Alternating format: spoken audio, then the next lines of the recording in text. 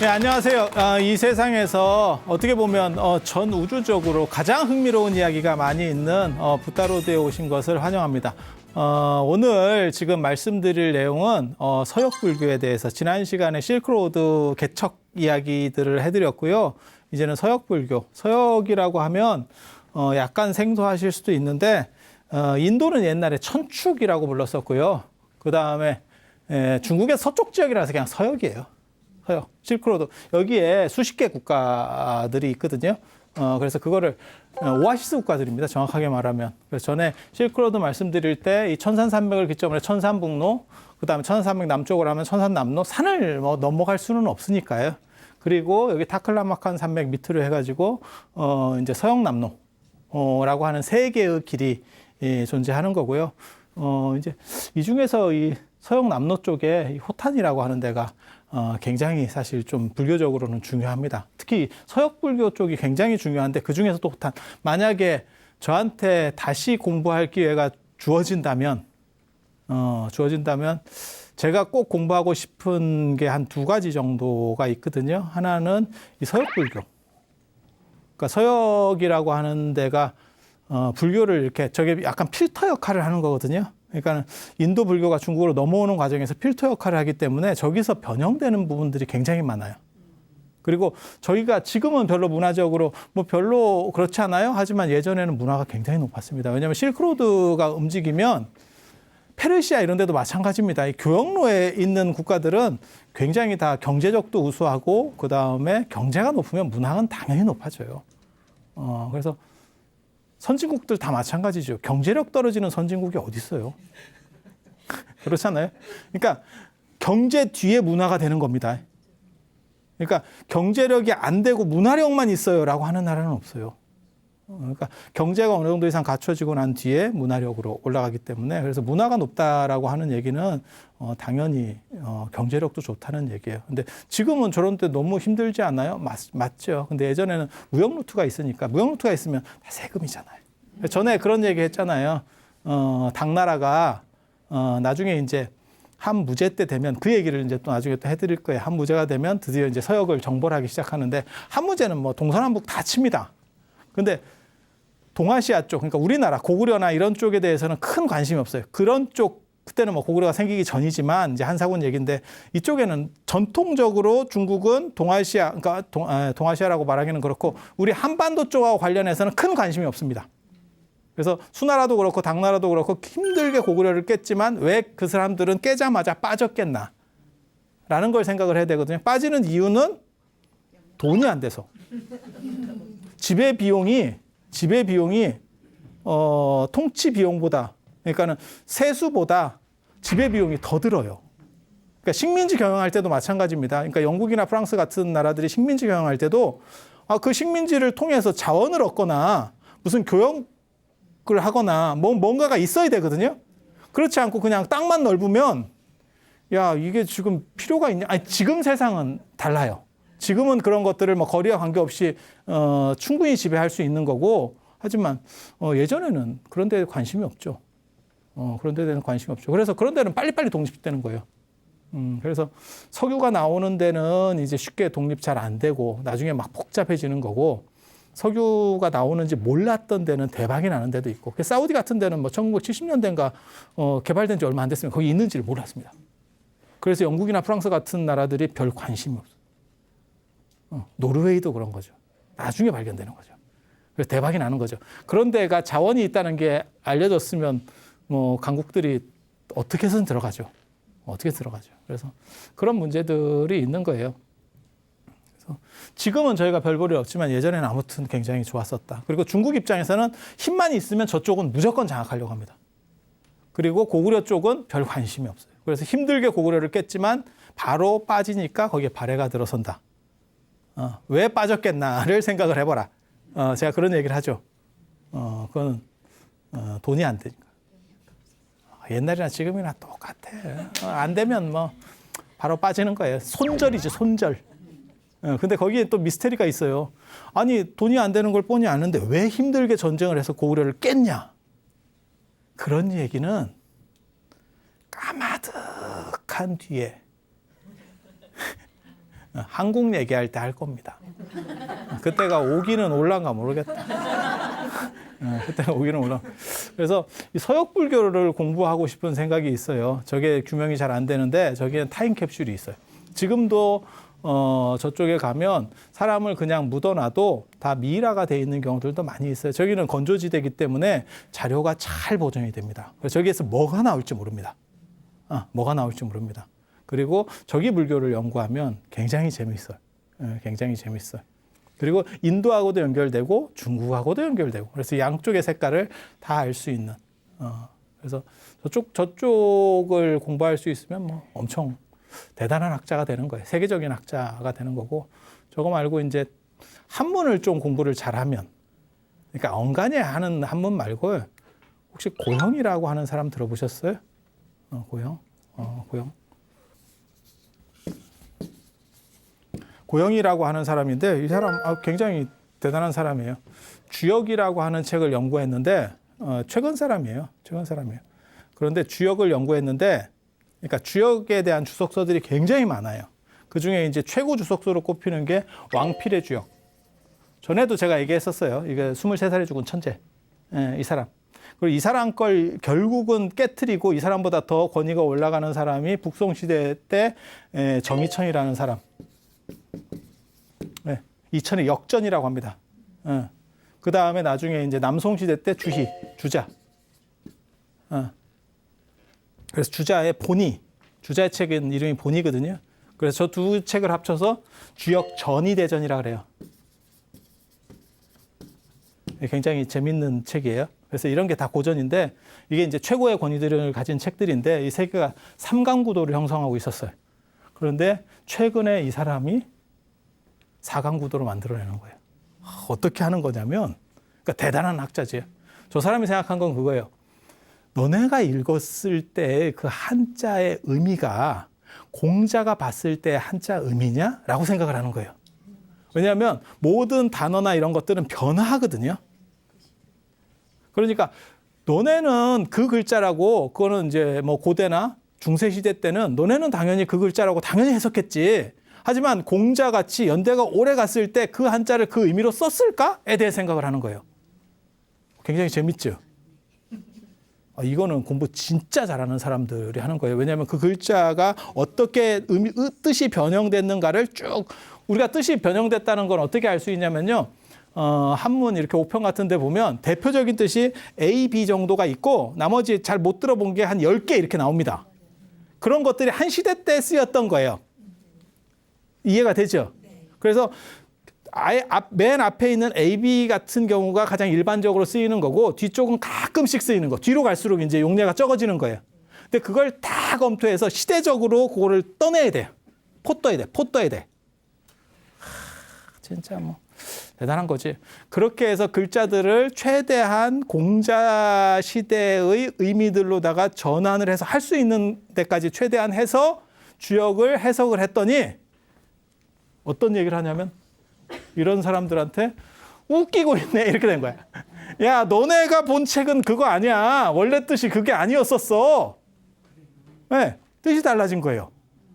그러니까 우리도 똑같은 식으로 그런 거 있잖아요. 예전에는 영감이 상감, 대감, 영감 이렇게 해서 이게 굉장히 높은 지위를 부르는 건데 지금은 김영감, 박영감, 양반도 마찬가지잖아요. 마누라도 마찬가지입니다. 마누라도 굉장히 높은 칭호예요. 근데 지금 뭐 우리 마누라 뭐 하듯이 다 떨어지는 거고, 그러니까 시대마다 이런 게 다 바뀌잖아요.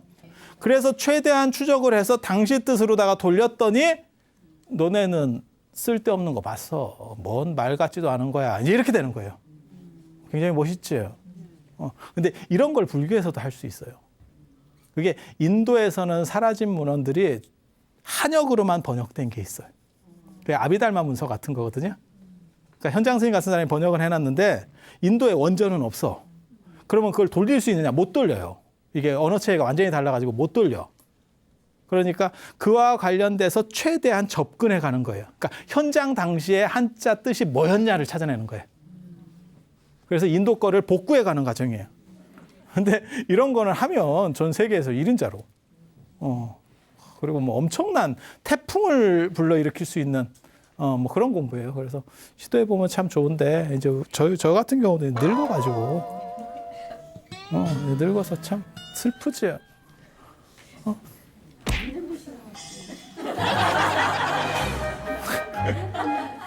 고맙습니다.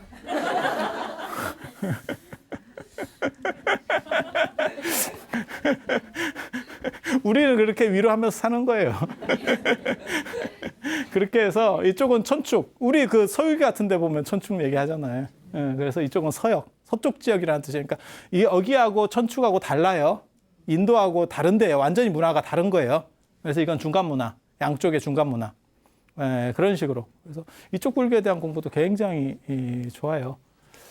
그리고 그와 관련해서 이 호탄이라는 데가 중요한데, 호탄에 이 건국 신화에 보면 이 호탄이 불교적으로 굉장히 중요하거든요. 그냥 호탄을 얘기하면 호탄의 서남 쪽에 거라지의 산이라는 데가 있어요. 근데 그게 지장보살의 어떻게 보면 정토예요. 그러니까 지장신앙이 완성되는 데가 저 지역이에요. 지장 삼부경이라고 해서 보통 여러분들이 아시는 게 지장보살 본원경, 그러니까 지장경, 그리고 이제 점찰선악 업보경이라는 게 있어요. 이거는 전생에 당신들의 어떤 업을 점쳐서 참회하는 경전이에요. 참회하는 경전. 그리고 요거보다 먼저 있는 게 뭐가 있냐면 지장보살 십륜경이라는 게 있습니다. 이게 수나라 때 유행하는 경전이에요. 성립씨가 이거 더 빠릅니다. 제가 원래 또 지장보살 또 전문 안 하는 게 없잖아. 근데 이 십륜경이 만들어졌을 걸로 추정되는 데가 여기에요. 호탄이에요. 호탄이에요. 그리고 저 십륜경 안에서는 지장보살이 여러분 아시는 것처럼 사후세계에서 뭐 이렇게 변호사 역할을 하는 거 아닙니다. 현실에서 관세음보살 같은 역할을 해요. 역할이 약간 다릅니다. 다릅니다. 그래서 지장경을 번역했다라고 알려진 사람은 이 실천한다라고 하는 사람이고, 실천한다라고 하는 사람이고, 이 사람이 번역한 또 다른 경전, 이걸 이제 지장보살 지장경을 실천한다가 진짜 번역했냐 안 했냐 말들이 많은데, 저는 번역했다라고 논문을 썼어요. 제가 이렇게 쭉 고증을 해본 바로는 번역한 게 맞아요. 그 이전 자료들에서 얘기 나오는 게 있어요. 그래서 그런 게 있고, 아무튼 뭐 이런 얘기는 이제 좀 한번 복잡하니까. 또 뭐가 있냐면 이 사람이 화엄경을 번역합니다. 화엄경이 세 종류가 있어요. 나중에 또 화엄 얘기할 때 할 거예요. 60권짜리 진역 화엄경이 있고, 그 다음에 80권짜리가 이제 저 측천무 때 번역되는 당나라 때 신화엄경이라 그래요. 신역 화엄경. 그리고 이제 요약본, 선제동자 입법계품 쪽을 이렇게 따로 하는 게 40권짜리. 예, 그래서 이게 80권짜리 화엄경을 번역한 것도 저 실천한다라고 하는 사람이거든요. 호탄 사람인데, 저 80권 화엄경이 만들어졌을 걸로 추정되는 지역이 화엄경의 풀세트. 인도에서부터 시작되는 거예요. 지장보살도 인도에 시작되는 거예요. 근데 그게 완전히 갖춰지는 거. 그거는 서역이에요. 그래서 지장신앙도 그렇고, 저 화엄 사상도 그렇고, 저기 서역 쪽에서. 그러니까 우리가 생각할 때, 저런 거는 굉장히 불교적으로 우리가 많이 들어본 거잖아요. 그러니까 서역 영향이 상당히 크다니까. 그리고 서역이 문화가 좋으니까 단순히 수입만 하는 게 아니고 발전시켜서 새로운 걸 만들어내는 거예요. 그냥 짝퉁으로 뺏기는 게 아니고, 그 다음에 문화의 전달자가 아니고, 그거를 다시 자기식으로 재해석해서 플러스 알파를 해서 새로운 걸 만들어가는 거죠. 이해가 되죠? 그러니까 기술력이나 뭐 이런 거 굉장히 있는 거죠. 그래서 이 호탄이라고 하는 나라가 아무튼 뭐 굉장히 중요해요. 꼭 화엄경이 호탄에서 만들어졌는데 그거는 장담할 수 없어요. 근데 아무튼 이 서역 쪽에서 만들어진 거는 맞아요. 대경이 서역 쪽에서 만들어졌다. 화엄경은 남인도에서 시작해서 이렇게 올라가서 여기서 완성되고 중국으로 들어오는 거지. 그래서 그거는 뭐 확실합니다. 그거는 확실한 얘기고. 그래서 이 호탄과 관련해서 호탄에 또 인도 영향이 있어요. 그 이제 쿠날라 왕자. 이거 재밌거든. 굉장히 재밌다고. 제가 어렸을 때 저런 걸로 논문 쓰면서 참 재밌어요. 저게 아쇼카 왕의 아들이에요. 아쇼카 왕의 비극적 아들. 고흐의 작품이 왜 비싸냐? 인생이 비극적이어서. 스토리를 입었을 때 훨씬 더 매력적이래요. 그래서 경전에도 그런 게 나와요. 뭐 아쇼카왕 관련된 뭐 아유광경, 아쇼카왕을 한문으로 아육이라고 번역을 하거든요. 그래서 아쇼카왕을 아유광 이렇게도 합니다. 아유광경, 아유광전, 아유광식 괴목 인연경. 괴목이 눈을 잃어버린 인연. 아쇼카 왕의 자식이 눈을 잃어버린. 그래서 쿠날라가 그 주인공이에요. 쿠날라가 새 이름입니다. 새. 너무너무 아름다운 눈을 가진 왕자. 그리고 제가 또 예술적이래요. 제가 예술적이래요. 그래서 악기를 또 잘 다뤄요. 그래서 얼굴도 이쁘고 눈도 참 이렇게 저 인도 아리안족 계열의 이렇게 눈 약간 이렇게 들어가서 깊이 있는 눈. 뭔 얘기인지 아시겠죠? 뭐 그런 것 같아. 뭐 몰라 나도 안 봐서. 안 봐서 몰라. 그렇게 해서 그게 아쇼카 왕 아들이니까 얼마나 배경도 좋아. 왕자고. 그다음에 인물 좋고. 그다음에 악기 같은 거 잘하고. 참 좋지. 그랬는데 엄마가 눈독을 들였대. 그 엄마 말고 첩엄마. 첩엄마가 이제 어떻게 뭐 그 왕실에서 남자를 접할 수 있는 경우가 몇 없으니까 가능성 있는 사람이 몇 없으니까 너무 마음에 들어가지고 어떻게 좀 이렇게 작업을 했대. 그랬더니 그러면 안 된다고 이렇게 부드럽게 밀어내야 되는데 너무 세게 밀어내는 바람에 이제 난리가 난 거지. 이제 아쇼카 왕 부인 입장에서 난리가 난 거지. 왜냐면 저놈이 먼저 불면 난리 나는데 그래서 뒤집어 씌웠대. 왕한테 먼저 뒤집어 씌웠대. 제가 나를 어떻게 이렇게 하려고 했다. 분리하면 먼저 해야 되거든. 왜냐면 그게 사람이 선행학습에 오르라는 게 있어요. 먼저 비슷한 얘기는 먼저 들은 거를 더 오래 기억합니다. 그러니까 기존에 뭔가 깔려 있었던 얘기는 잘 안 바뀌는데 처음 듣는 얘기예요. 그러니까 뭐 신종 뭐 이런 독감 같은 게 유행해요. 그러면 그래요? 이러면 사람이 싹 호도돼 버리거든. 왜냐면 기본 배경이 없으니까. 기본 배경이 있으면 뭐 태풍이 와요. 그러면 아이고 씨 우리 때 뭐 이런 거 있었어. 막 이러면서 다 대처하는 방법이 있거든. 아니 그런 얘기들을 한다니까요. 근데 전혀 없는 얘기를 하면 뭔지를 몰라요. 이게. 그래서 훅 간다고. 그래서 이제 먼저 부른 거지. 불리한 사람이 먼저 부른 거지. 그래서 제가 나를 어떻게 하려고 했다. 그러니까 아니 저놈이 그럴 수 있느냐. 이러면서 애를 이제 보냈다는 거죠. 일종의 멀리 이제 떠나 보내는 거예요. 유배 비슷하게. 근데 유배까지는 아니고 이제 그러니까 지방으로 그냥 보내버리는 거죠. 근데 제국이 크니까. 근데 이제 엄마 입장에서는 제가 돌아오면 이제 안갚음을 할 거다. 이제 불안하지. 그래서 뭘 하냐면 아버지 도장을 찍어서 좀 잔인해. 눈을 팔아. 눈을 팔아. 라고 요청을 했대요. 그러니까 국서가 나간 거예요. 야, 이거 쉽지 않은데. 근데 얘가 또 고지식하다는 거예요. 그래서 팠대. 그래서 팠대. 그러니까 이게 눈이 기능이 안 되면 인상도 버리지만 이제 그게 뭐 판단을 할 수가 없죠. 이 사람이 복귀 불능이죠. 아니 딱 봐도 그렇잖아요. 눈이 안 되는데 뭘 할 수 있겠어. 그래서 이 사람은 이제 거기서도 이제 조금 상태가 점점 좀 안 좋아지는 거죠. 안 좋아지는 거죠. 그런데 참 이게 또 굉장히 재밌어요. 굉장히 재밌어요. 이 사람이 더 예술적으로는 발전해. 그래서 이게 악기를 다루는데 너무너무 슬픈 곡조가 나온대. 그러니까 원래 악기를 잘 다루는데 자기가 이제 이런 상황을 당하니까 그게 이제 서리는 거지. 음악 안에 들어가 버리는 거지. 그렇게 해서 악기를 다루면서 이제 유리걸식해서 결국 어디까지 오냐면 다시 저 파탈리푸트라 자기 아버지의 왕궁 있는 데까지 어떻게 하다 보니까 오게 됐다는 거예요. 그래서 악기를 딱 연주하는데 아버지가 딱 들어보니까 뭐 이런 소리가 다 있대. 딱 듣고 무슨 생각을 했냐면 이거 할 수 있는 거 내 아들밖에 없는데? 뭐 이렇게 했다는 거예요. 야, 이 정도 실력이면 내 아버지가 아들을 알아는 봐. 그래서 데려와 봐라. 저거 분명히 내 아들일 거다. 근데 내 아들이 지방에 가 있는데 왜 여기서 악기 소리가 나지? 일단 데려와 봐. 데려왔더니 이제 눈먼 장님이 악사가 된 거야. 다 악기를. 그렇게 해서 악기를 연주하는 걸 딱 보고 네가 내 아들 맞지? 이제 결국은 그렇게 해서 그 사연을 듣고 그 여자를 뭐 벌 줬다. 하지만 눈은 어쩔 거요.